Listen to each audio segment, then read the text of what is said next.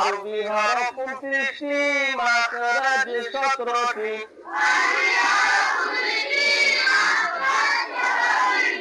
এক নম্বর মাখরাজ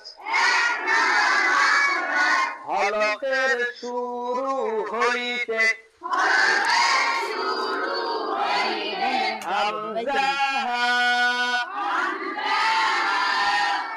দুই নম্বর মাখরাজ হলকের মধ্যখান হইতে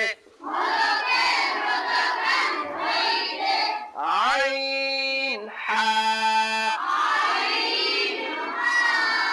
তিন নম্বর মাখরাজ হলকের শেষ